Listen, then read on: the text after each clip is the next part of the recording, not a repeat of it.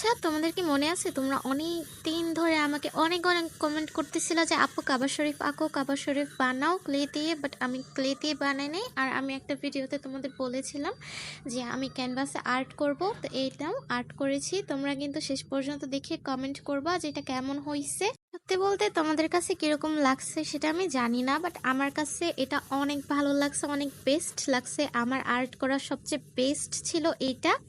তো প্রথমে আমি স্কেচ করে নিছি পেন্সিল দিয়ে। স্কেচ করার পর আমি এটাতে আর্ট করা শুরু করছি।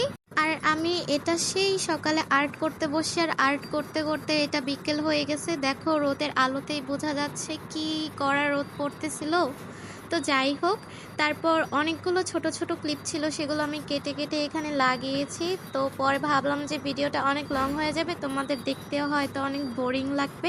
আর এই জন্য আমি টুস করে এটাকে অফ ক্যামেরায় করে নিয়েছি। তো তোমরা আবার বলো এটা কেমন হয়েছে।